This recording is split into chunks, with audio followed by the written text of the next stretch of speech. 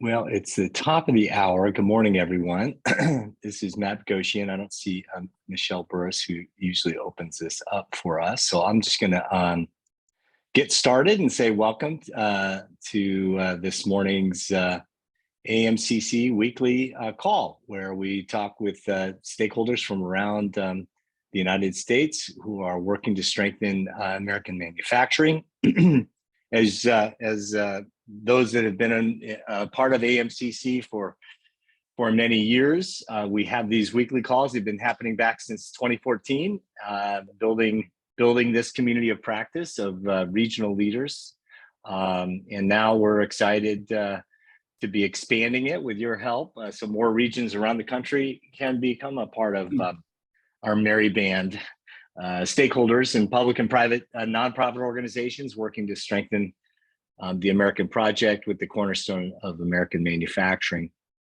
And so these weekly calls, and we also have the weekly AMCC update, are just short little opportunities to stay connected and build community, build trust, so that we can, from whatever perch we happen to occupy in the manufacturing ecosystem, help work toward greater collective impact. And there's a lot of interventions happening, from public and private players, and this is a unique era for American manufacturing because the federal government is coming out with a lot of federal interventions in not a top-down way, but a bottom-up way, kind of investing in regional leaders to form local consortia that can create more collective impact for the manufacturing sector.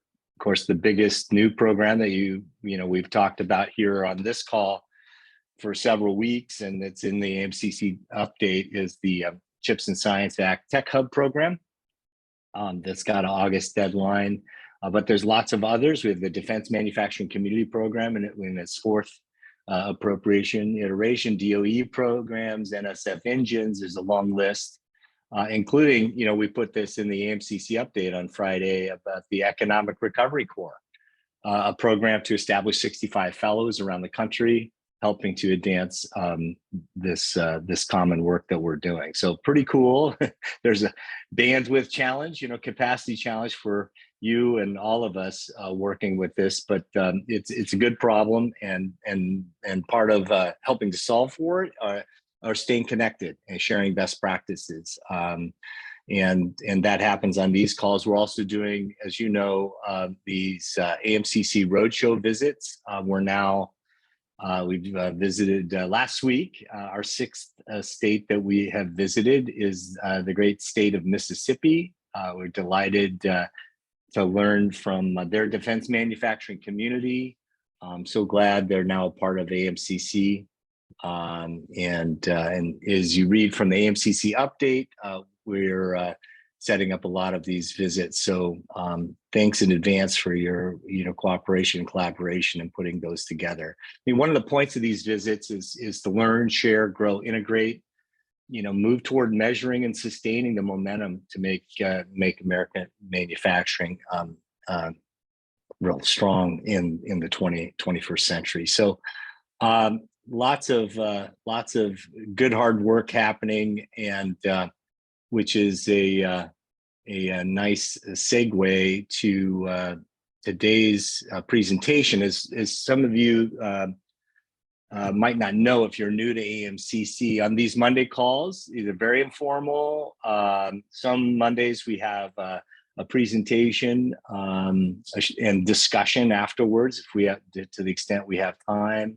Other Mondays, it's just a round robin around a key new topic or challenge that folks are facing, so that we can really get the best of everyone's thinking on how we overcome those challenges, take advantage of those opportunities that are out there. So today is a presentation day, and so we're lucky enough to have Dan Swinney from Chicagoland and Manufacturing Renaissance, that has been in the trenches for for decades, going back to the 1980s, working to strengthen the manufacturing ecosystem. So we're looking forward to learning about your experience, Dan, and maybe we have some time afterwards for a little discussion. And if anybody, if you wouldn't mind putting your name and affiliation in chat, we like to have that so people can see who's on the call. And then if you have other announcements, you can drop those in the chat too. That's an effective tactic to share best practices. So let me turn it to you, Dan. Welcome. Great, thanks. Let me bring my screen. Well, I should say while you're doing that, we have also not just the regional leaders from around the country, but we have what we call BFFs. I forgot to say that. So the Best Friends Forever are private and nonprofit partners and public agency partners who are all part of the ecosystem of support for manufacturing. And so it's super important that we keep them in the mix, right? So that we all work together. So anyway, there you go, Dan, go for it. Okay, well, great. So yeah, everybody can see my slideshow in front of them? Yeah, okay, great.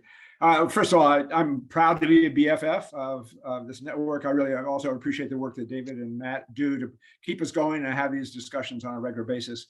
And I'm going to cover a lot of territory quickly. I have only 10 minutes, so I'm happy to talk to people offline about what we're about.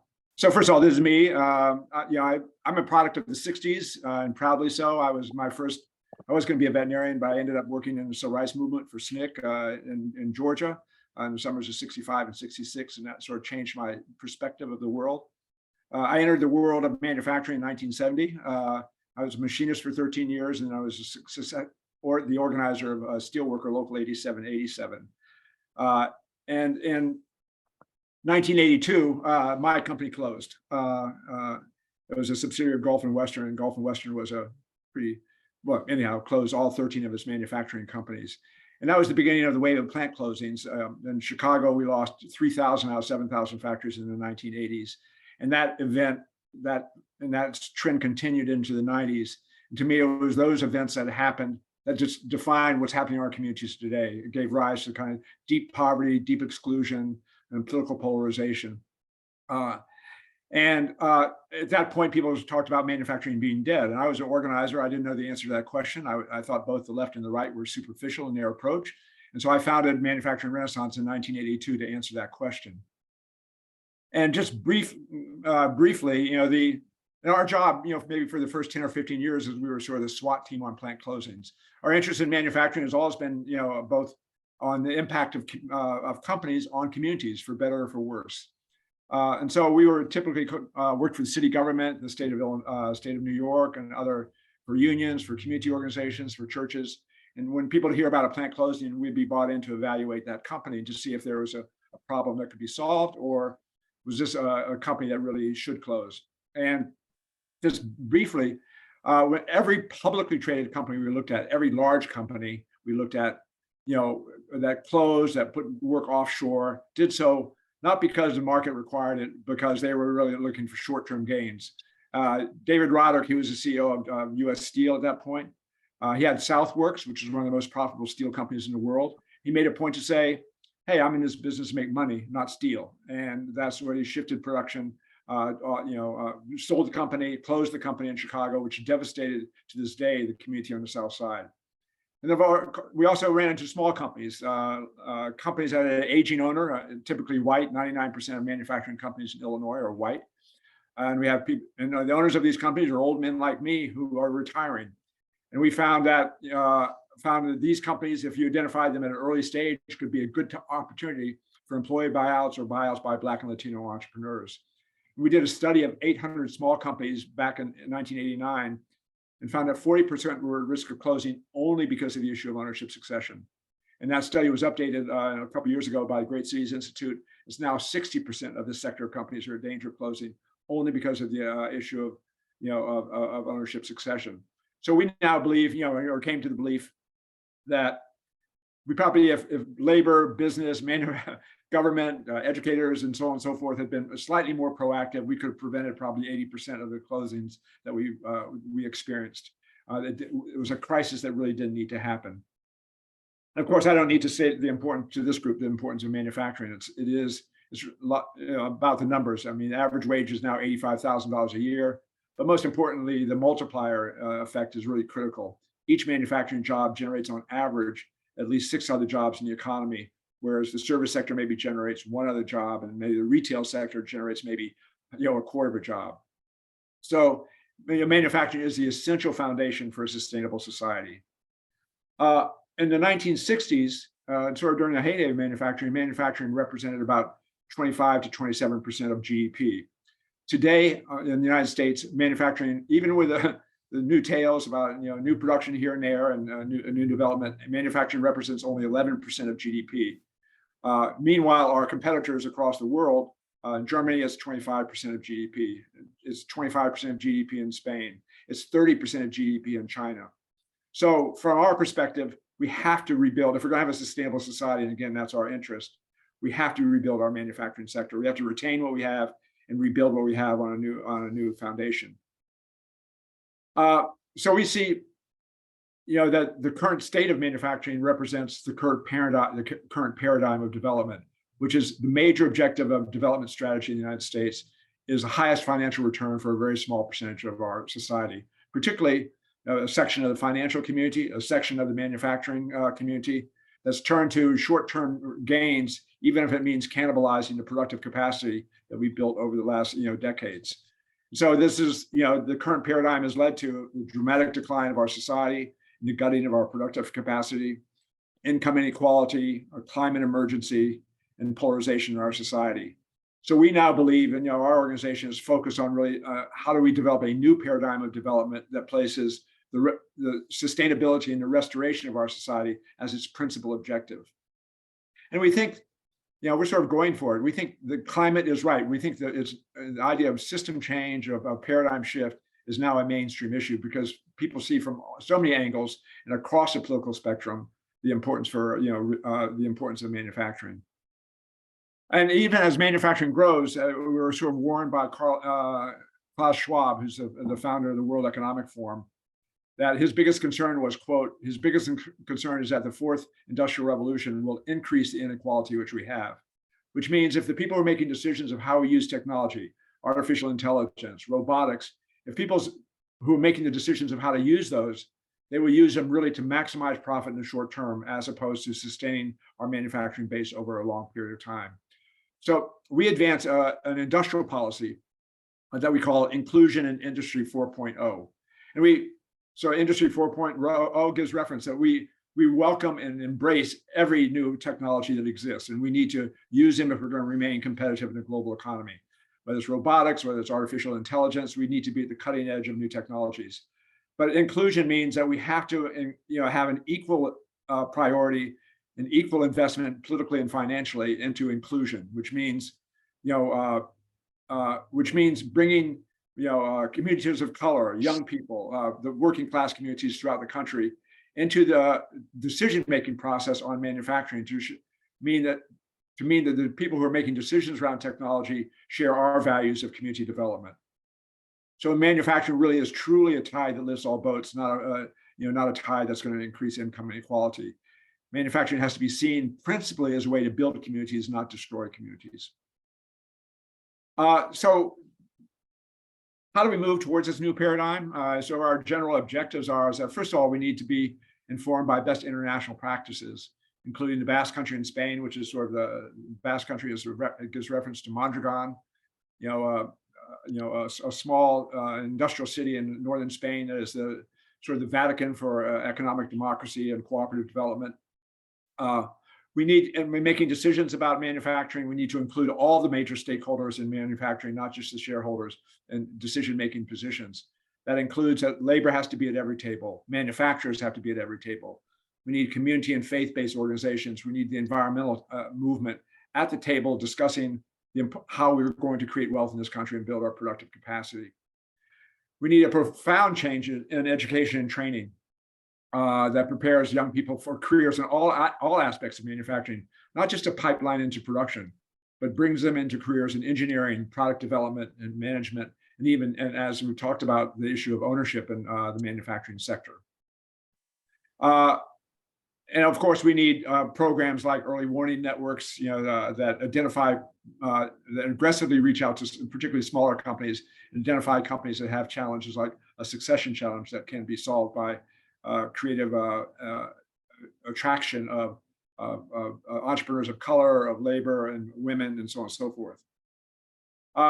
And with manufacturing renaissance, we advance sort of a broad theory, and I'm happy to share our papers with you about it, towards a new paradigm of development. But we also have what we call programmatic prototypes, which always they solve practical problems that manufacturers face, but they do so by injecting elements of what we see operating in a new paradigm of development. So we have the Chicagoland Manufacturing Renaissance Council, which includes an organization, a committee called Ministers for Manufacturing. Other words, it's a place where we do bring the stakeholders together, not just employers, not just agencies that focus on manufacturing, but the broader aspect of society. We're creating, with city support, an early warning network that will again reach out to really thousands of companies. It will represent government being very entrepreneurial and being really aggressive in reaching into the manufacturing sector to identify problems that can be solved, like ownership succession, like attraction and retention of talent. We are deeply involved in education training. We have our Manufacturing Connect program for middle and high school students. We have the Young Manufacturers Association that's working with young people ages 18 to 29. Typically young people who come from the Black community in the west side of Chicago, who when they have gained an experience in manufacturing, they become our best marketing tool for manufacturing programs. We also have an instructor's apprenticeship for advanced manufacturing, which is done in partnership with the Chicago Teachers Union and the National Institute of Metalworking Skills. We have to train a whole new generation of teachers that are not both technically competent, but also pedagogically and culturally competent. And finally, we're doing we're doing a joint partnership with the National Institute of Metalworking Skills of working with companies to identify their training needs of how they can both attract talent and to retain talent. And finally, we are in the process of organizing a Federation for Manufacturing Renaissance, which is dedicated to this new paradigm of development, which would be, we see as a large association that can really advance public interest in manufacturing. And frankly, compete with organizations like the National Association of Manufacturers, who represent, we work with NAM, but we ought to be advancing as aggressively as we can the public agenda on manufacturing and reward that public agenda, as well as supporting private sector initiatives in manufacturing. And on the end of the web, we have a website for the new federation. It's called www.fed4mr manufacturingrenaissance.org. So that's it. Thanks for your attention, and I'm happy to answer any questions, and certainly happy to talk with any of you offline about any of these issues. Thanks, and thanks, Matt. Oh yeah, of course, Dan, and thanks for sharing. Your experience is really, I think, good for the AMCC community of practice to hear about, how important manufacturing is long term, right? To the American project, right? That it's the cornerstone. Because of that, the economic ripple effect that manufacturing punches above its weight in terms of the sectors that we need to strengthen for a thriving country, and so one of the things I wanted to call out there, you mentioned the early warning network. We were just in Mississippi last week, and of course, a healthy manufacturing economy, has a level of churn, that there are, businesses that come in and move on and so forth. But that affects the community where that churn is happening. And so can you say a little bit more about kind of best practices on helping those transitions, identifying where there might be problems coming up and how communities can respond? We have a webinar actually that we're co-hosting with you all on that topic. Go ahead, Dan. No, exactly.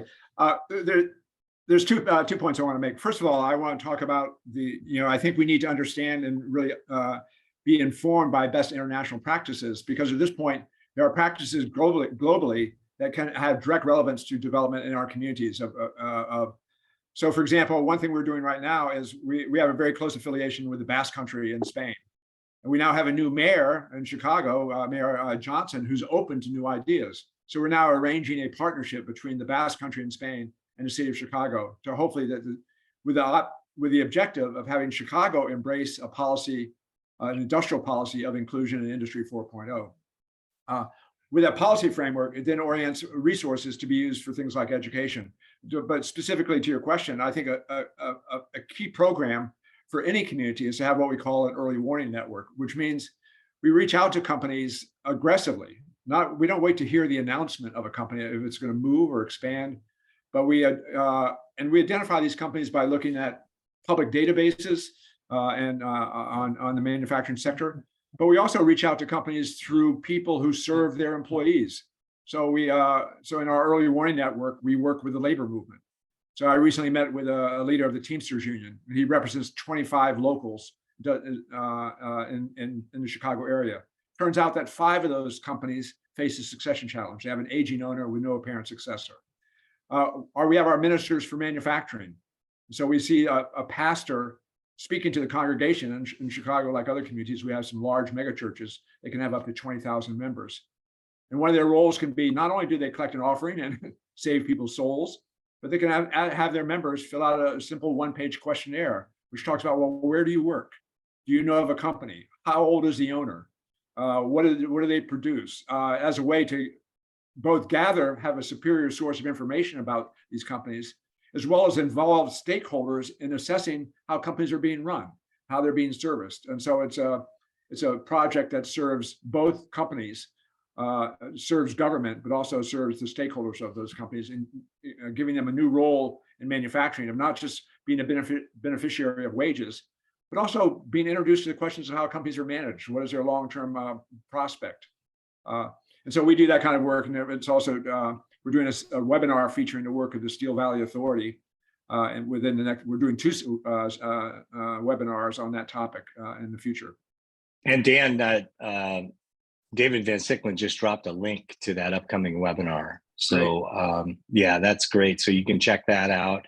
We have a couple of questions coming in. I know I want to save time because I know Sarah Lee's got an announcement and neat thing to share at the end of the call. So let's see. Ben Cross in Ohio, Dan asked, what's the role of closed loop manufacturing circular economy playing in the manufacturing paradigm shift? I mean, to me, it's critically important. But the importance of it is to build an understanding of what that represents and build advocates for that in a broader political system. I mean, people can champion. I mean, manufacturing is essential to solving the climate crisis. It's not going to be lawyers suing companies that's going to solve the climate emergency. It's going to be manufacturing using new processes and creating new products. But in that process, you can have there's a lot of discussion about the green economy. But if you don't talk about the issue of inclusion, the growth of the green economy and the green manufacturing sector can increase income inequality. And so, we reach out to the broader community to become involved, so they in fact support strategies like circular, production. And they support policies that support manufacturing companies' high road practices. So we're very much in favor of the circular approach.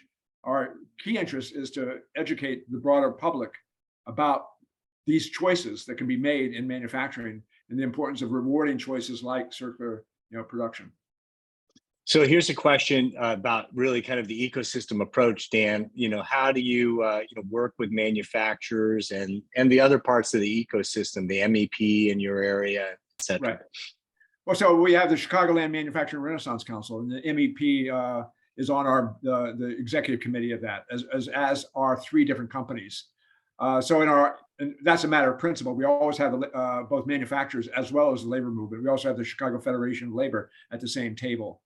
And so in our work, we first of all involve manufacturers at every level of our work, but we also serve manufacturers in an effective way. So our education program, we've had partnerships with 170 companies, mostly smaller privately held companies who are desperate for talent. And those 174 companies have invested their time, their money in public education on the west side of Chicago, because we've offered a program that meets their needs. There are now 58,000 jobs in manufacturing going unfilled in the Chicago area. And we're the leading advocate in the Chicago public school system, and we will be with the new mayor of Chicago, of really building our public education system related to manufacturing. So we have a lot of support from manufacturing companies, particularly the smaller privately held companies. Well, we're looking forward to learning more when we come visit in Chicago land and Illinois. I hope later this summer. Hey Matt, I have one other question here in the chat, please, yeah, and it's related to that. This is from Robert Allen Baker in Virginia. Dan, what role do you play in supporting school CTE curriculum relative to Industry 4.0 tech, and what universities do you mobilize? So with the school system, I mean, we support CTE programs in the public education. Actually, we started a public high school called Austin Polytech Academy. And the first emphasis of the city was to, in fact, organize it as a charter school. And we refused to do that. We said we need to have this within the public school system, both because we believe in public education and CTE, but we need to make sure that program dramatically expands. So we're actually going to be meeting with leadership of the Chicago Public Schools. And currently, like I mentioned, in the Chicago area, there's 50,000 jobs going unfilled. The CTE programs in the city of Chicago have maybe 200 students in those programs. So we're proposing to CTE, the CTE programs in Chicago, that we dramatically expand the resources available to have, and we should have 100 schools where CTE programs are related to manufacturing if we're going to close the gap. Hey, Dan, can you put your email in the chat? I want to say on behalf of everyone, thank you very much for this presentation. People can grab that and follow up where it needs to be. We have a couple of minutes left. And, you know, we move fast with AMCC. Everything's quick and efficient because we know you're all busy, but it's also, you know, a merry little band that we're a part of here, and this zone of trust and friendship and collaboration. So we want to highlight, you know, kind of good news things that happen every once in a while. So let me turn it to you, Sarah Lee, to let folks know about something that's kind of cool.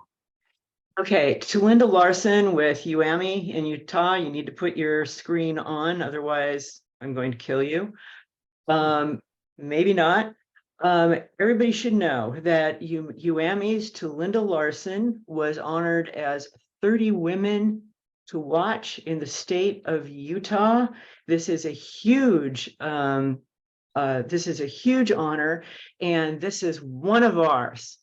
And she has taken UAMI and turned it, has I can't say it.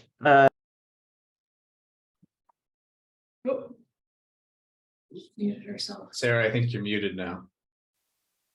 So I'm putting in the link now so you can see. Congratulations to Linda, one of ours. Yay, to Linda. Speech. Thank you so much, Sarah Lee. That was maybe.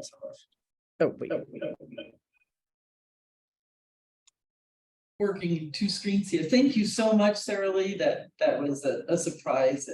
I appreciate the recognition. I mean, I've only been in the state a little more than 2 years, and it's been quite gratifying to see the work. And a lot of the work is the work done for UAMI and my UAMI team that has positioned at the forefront of diversity, equity, inclusion, belonging, and accessibility, and moving things forward. So thank you for the recognition.